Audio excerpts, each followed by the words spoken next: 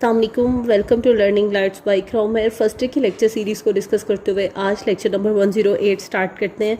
आज के लेक्चर में चैप्टर नंबर 9 जो कि आपके पास है binomial and hyper geometric probability distribution, इसके जिस क्वेश्चन का कंप्लीट सोल्यूशन देखेंगे वो आपके पास है question number 9.13।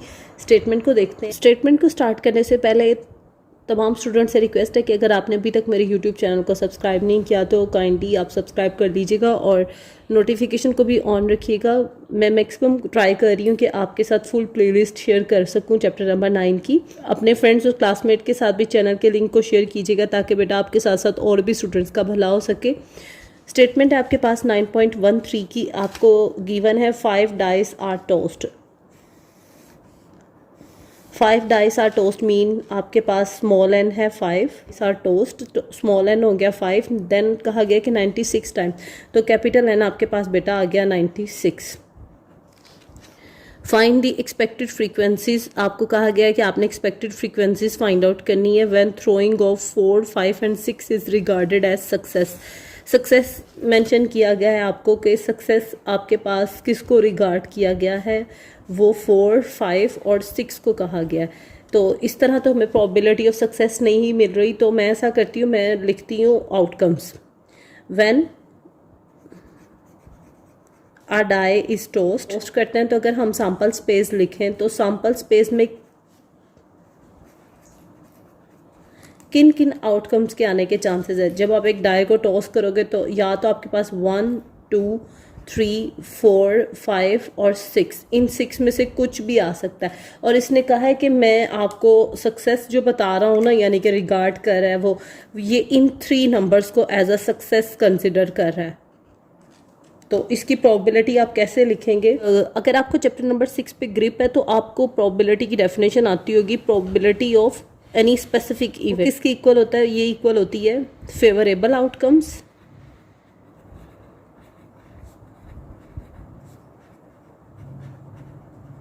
Divided by total number of outcomes. Total number of outcomes. अगर इस क्वेश्चन में देखें तो इसने आपको कहा गया है कि 4, 5 और 6 इसको सक्सेस रिगार्ड कर रहा है। डेट्स वाई मैंने इसे पी से भी डिनोट किया। तो अगर ये 3 उसके लिए फोकस है इस क्वेश्चन पे, तो क्या फेवरेबल आउटकम्स यही नहीं होंगी? तो यहाँ पे आपके पास आ जाएगा 3 आउट ऑफ टोटल आउटकम्स कितनी है? 1, 2, 3, 4, 5, 6, तो ये आपके पास आ जाएगा 3/6। जिसकी लोएस्ट फॉर्म देखते हैं तो ये आपके पास बन रहा है 1/2। इस वजह से आपके पास प्रोबेबिलिटी ऑफ सक्सेस आपके पास आ रही है 1/2। तो ये एक्चुअली में आपको यहाँ से मिली है। आपने सैम्पल स्पेस लिखी, जब आप एक डाई को टॉस करते हो तो 1 से 6 तक चांसेस हैं। इसने कहा था कि 4, 5 और 6 को रिगार्ड करो एज अ सक्सेस, तो प्रोबेबिलिटी में ये 3 चांसेस थे जो सक्सेस रिगार्ड हो रहे थे आउट ऑफ टोटल 6। तो इसे लोएस्ट फॉर्म किया तो 1/2 आपके पास आ गया। तो P आपको मिल गया। तो इसके साथ ही आप Q फाइंड आउट कर लीजिएगा। Q is equal to 1 minus P और ये 1 माइनस 1/2। जब आप 1 में से 1/2 माइनस करोगे तो Q भी आपके पास 1/2 आ जाए। अगर स्टेटमेंट देखी जाए तो इसने कहा था फाइंड द एक्सपेक्टेड फ्रीक्वेंसीज। हमने अभी तक ये टॉपिक नहीं देखा कि व्हाट इज एक्सपेक्टेड फ्रीक्वेंसीज, तो मैं ये रफ साइड पे आपके साथ डिस्कस करती हूँ कि एक्सपेक्टेड फ्रीक्वेंसीज क्या होती हैं। जब आप कैपिटल N से मल्टीप्लाई करते हैं ना प्रोबेबिलिटी ऑफ X को, तो ये जो रिजल्टिंग होती है ना आउटकम या जो रिजल्ट होता है, इसको आप एक्सपेक्टेड फ्रीक्वेंसी कह रहे हो। तो इससे हमें ये हिंट मिली कि मुझे P ऑफ X चाहिए। तो अगर हम X की नॉर्मली रेंज देखें तो X आपके पास कैसे आता है? X 0 से स्टार्ट होता है और ये वहाँ तक जाता है जहाँ तक स्मॉल n की रेंज है, 0, 1, 2, 3, 4 एंड 5। तो इससे ये हिंट मिला कि मुझे P ऑफ X चाहिए इन 6 पॉइंट्स पे। और देन अगर मैं उसे 96 से मल्टीप्लाई करती जाऊंगी तो जो डिस्ट्रीब्यूशन बनेगा वो एक्सपेक्टेड फ्रीक्वेंसीज का डिस्ट्रीब्यूशन होगा। तो 1 बाय 1 ट्राई करते हैं X इज इक्वल टू 0 पे। अब हमें ये हिंट मिली है कि X आपके पास था 0, 1, 2, 3, 4 एंड 5। आपको इन पॉइंट्स के लिए इंडिविजुअली प्रोबेबिलिटी को फाइंड आउट करना है। तो सबसे पहले आप फाइंड आउट करोगे 0 के लिए, तो probability X is equal to 0। इसका फार्मूला क्या था? NCX PX Q की पावर N माइनस X। तो फार्मूले में वैल्यूज़ को सब्स्टिट्यूट करते हैं। N आपके पास क्या गिवन है? 5, 5C 0, p है 1/2 की पार 0, q भी 1/2 है और इसकी पार आ जाएगी 5 माइनस 0। हमें पता है 5 से 0 1 होता है, 1/2 की पार जब 0 होगी तो ये भी 1 आ जाएगा, ये 1/2 यूं ही, और 5 माइनस 0 5 होता है। तो 1/2 की पार जब हम 5 लेंगे तो 1 की पार 5 तो 1 ही आ जाएगा। 2 रेज टू पार 5 आपके पास बेटे क्या आता है, 2 रेज टू पार 5 आपके पास आता है 32। तो ये आपने प्रोबेबिलिटी फाइंड आउट की x इज इक्वल टू 0 पे। मैंने पेज को 2 पार्ट पे स्प्लिट कर दी है। इधर मैंने फाइंड आउट की x is equal to 0, next मैं फाइंड आउट करती हूँ x इज इक्वल टू 1 पे प्रोबेबिलिटी। ये किस तरह आएगी, हमारे पास फार्मूला है आपके पास मेंशन है, बार बार हमें फार्मूला लिखने की नीड नहीं है, हम जस्ट इसमें वैल्यू सब्स्टिट्यूट करते हैं। n आपके पास है 5, 5c1 1/2 की पावर 1, देन 1/2 की पावर 5 माइनस 1। 5c1 आपके पास 5 आ जाएगा, और जब 1/2 की पावर 1 लेंगे तो मेरे पास अगेन 1/2 ही इन रिटर्न आ जाएगा। 5 माइनस 1 4 होगा, तो जब 1 की पावर 4 लेंगे तो 1 ही वापस, एंड 2 रेज टू पावर 4 आपके पास आ रहा है 16। ये तीनों आपस में मल्टीप्लाई हो रहे हैं, तो 5 1s आर 5 एंड 2 को 16 से मल्टीप्लाई करेंगे तो ये आपके पास आ रहा है 32। तो probability x is equal to 1 भी आपने फाइंड आउट कर ली, 5/32। 0 के रिस्पेक्ट भी फाइंड आउट कर ली, 1 के रिस्पेक्ट भी फाइंड आउट कर ली। अब नेक्स्ट हमें किसके लिए चाहिए, 2 3 4 5 के लिए। Probability x is equal to 2 के लिए आपके पास आ जाएगा, एक बार फिर से फार्मूला लिख लेते हैं, NCx px q की power n minus x। Probability x is equal to 2 यूं ही, n आपके पास 5 है तो 5c, x इस टाइम क्या है 2, 5c2, p भी आपके पास 1/2 है, इसकी पावर 2 आ जाएगी, q वो भी 1/2 और इसकी पावर आ जाएगी 5 माइनस 2। 5c2 आपके पास 10 होता है, 1 का स्क्वायर 1 ही, जबकि 2 का स्क्वायर आ जाएगा 4। ये आपके पास है 5 माइनस 2 3, जब 1 का क्यूब लेंगे तो 1 का क्यूब 1 ही हो जाएगा, एंड 2 का क्यूब आपके पास क्या आ जाएगा 8। तो जब इसे फाइनलाइज मल्टीप्लाई करेंगे तो 10 1s आर 10, 4 8s आर 32। तो ये आपने प्रोबेबिलिटी फाइंड आउट कर ली x इज इक्वल टू 2 के लिए भी। देखें तो मुझे x इज इक्वल टू 3 के लिए प्रोबेबिलिटी चाहिए, तो x इज इक्वल टू 3 के लिए ये फार्मूला आपके पास लिखा हुआ है।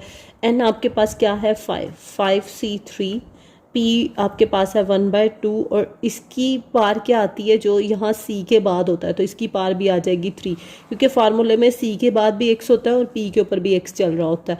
तो 1/2 की पार 3, नेक्स्ट q की वैल्यू भी 1/2 है, और ये दोनों 5 माइनस 3 डिफरेंट साइन के साथ आपके पास आ जाएंगे। 5c3 आपके पास 10 है, 1 का क्यूब 1 ही, जबकि 2 का क्यूब आपके पास क्या आ जाएगा 8। 5 माइनस 3 2 आएगा आपके पास, तो 1 का स्क्वायर 1 ही, जबकि 2 का स्क्वायर आपके पास आ जाएगा 4।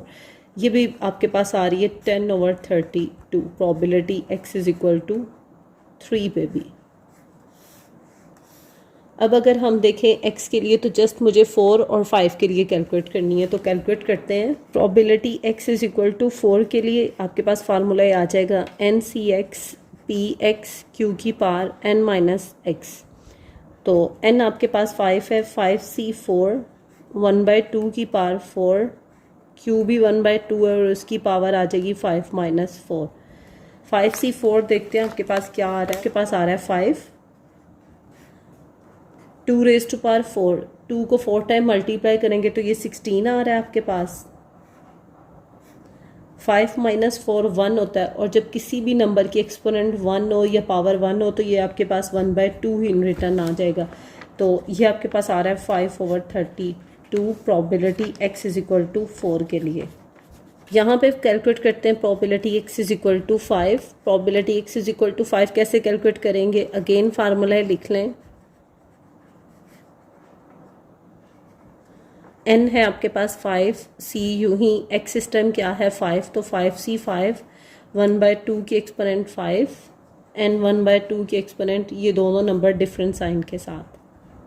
5c5 आपके पास 1 होता है, 1/2 की पावर 5, तो ये इंडिकेट कर रहा है 1/32, और 1/2 की पावर 0, और किसी भी नंबर के एक्सपोनेंट अगर 0 हो तो ये आपके पास वही नंबर रिटर्न आ जाता है। तो probability x is equal to 5 आपके पास आ रही है 1/30। देख रहे हैं मैंने 0 के रिस्पेक्ट भी प्रॉबिलिटी फाइंड आउट कर ली, 1 के रिस्पेक्ट भी, 2 के रिस्पेक्ट भी, 3 के रिस्पेक्ट भी, 4 और 5 के लिए भी प्रॉबिलिटीज फाइंड आउट कर ली। मैं इनका डिस्ट्रीब्यूशन रेडी करती हूँ। अब आप देख रहे हैं आपको स्टेटमेंट में कहा गया है find the expected frequencies when throwing of 4, 5, 6 is regarded as success. मैंने एक्स की वैल्यूज़ मेंशन की 0 to 5, पी की वैल्यू मेंशन की 1/2, क्यू की वैल्यू मेंशन की 1/2। मुझे डिस्ट्रीब्यूशन बनाना है, प्रोबेबिलिटी डिस्ट्रीब्यूशन, तो वो कुछ इस वे से बनेगा। हमारे पास एक्स की वैल्यूज़ को प्लग करते जाएंगे, वो है आपके पास 0, 1, 2, 3, 4 एंड 5। और इसके रिस्पेक्ट आप देख लेफ्ट साइड पे स्क्रीन पे 0 के रिस्पेक्ट आपने प्रोबेबिलिटी कैलकुलेट की 1/32, 1 के रिस्पेक्ट आपने प्रोबेबिलिटी कैलकुलेट की 5/32, 2 के रिस्पेक्ट आपके पास प्रोबेबिलिटी आई 10/32, 3 के लिए आपने प्रोबेबिलिटी कैलकुलेट की वो भी 10/32 थी, 4 पे लिए आपने प्रोबेबिलिटी कैलकुलेट की 5/32 और 5th पे आपके पास प्रोबेबिलिटी आई 1/32। तो इस पे तो सबसे पहले ये देखते हैं कि क्या सम ऑफ द प्रोबेबिलिटी आपके पास 1 आ रहा है कि नहीं। 1 और 5 6, 6 और 10 आपके पास आ जाएगा 16, 16 और 10 आपके पास आ जाएगा 26, 26 और 5 आपके पास आ रहा है 31, 31 और ये लास्ट पे 1 को ऐड करेंगे तो ये आपके पास आ जाएगा 32। तो इट्स मीन आपके पास सम ऑफ द प्रोबेबिलिटी भी 1 आ रहा है। स्टेटमेंट में हमें कहा है फाइंड द एक्सपेक्टेड फ्रीक्वेंसीज, तो मैं यहाँ पे मेंशन करती हूँ एक्सपेक्टेड फ्रीक्वेंसी। एक्सपेक्टेड फ्रीक्वेंसी आप किस तरह कैलकुलेट करते हो, आपको कैपिटल एन को मल्टीप्लाई करना होता है प्रोबेबिलिटी ऑफ एक्स से। तो कैपिटल एन स्टेटमेंट में गिवन था 96 टाइम, तो ये था आपके पास 96। अब आपने 96 से इन सब प्रोबेबिलिटीज़ को 1 by 1 मल्टीप्लाई करना है, तो 96 मल्टीप्लाई बाय 1/32। तो ये देखते हैं कि आपके पास क्या आ रहा है। अब देखें 96 1s are 96 और जब आप 96 को 32 पे डिवाइड करते हो तो ये आपके पास आ रहा है 3। सेकंड प्रोबेबिलिटी है 5, आपने 96 से मल्टीप्लाई करना है 5/32 को। तो 96 को पहले मल्टीप्लाई करते हैं 5 से, इक्वल को प्रेस करेंगे, 10 32 से डिवाइड कर देंगे तो ये आपके पास आ रहा है 15। देन आपने 96 से मल्टीप्लाई करना है 10/32 को, पहले 96 को मल्टीप्लाई करेंगे 10 से तो ये आ जाएगा 960 और 960 डिवाइडेड बाय 32। अगेन आप देख रहे हैं कि ये भी आपके पास 10/32 ही है, तो ये भी 30 ही मिलेगा आपको। आपने 96 जो कि कैपिटल एन था इससे इस फ्रीक्वेंसी को मल्टीप्लाई किया, ये थी 5/32। तो कैसे मल्टीप्लाई करेंगे, आप 96 को मल्टीप्लाई करेंगे 5 से क्योंकि दोनों न्यूमिनेटर्स हैं, और देन जो आंसर आएगा उसे 32 पे डिवाइड करेंगे। तो 96 × 5 आपके पास आया 480, डिवाइड किया 32 से तो ये आपके पास आ रहा है 15। 96 मल्टीप्लाई बाय 1/32। तो ये देखते हैं हमें क्या मिलता है। ये बेटे आपके पास आ रहा है 3। अब यहाँ पे एक इम्पॉर्टेंट पॉइंट मैं आपके साथ डिस्कस कर रही हूँ कि अगर आपके पास एक्सपेक्टेड फ्रीक्वेंसी का सम कैपिटल एन के इक्वल आ जाए, कि अगर ये 96 के इक्वल आए, तो इट्स मीन ये जो आपने सारा वर्क किया ये आपका ठीक था। तो चेक करते हैं कैसा है कि नहीं। 3 + 15 + 30 + 30 + 15 + 3, तो ये देख रहे हैं आपके पास 96 ही आया। इसे कहते हैं एक्सपेक्टेड फ्रीक्वेंसीज को कैलकुलेट करना। इसके साथ आज का हमारा लेक्चर फिनिश होता है। लास्ट में सबसे रिक्वेस्ट है प्लीज़ चैनल को लाइक और सब्सक्राइब कीजिएगा, अपने दोस्तों के साथ शेयर करें। अपना ख्याल रखिएगा। अल्लाह हाफ़िज़।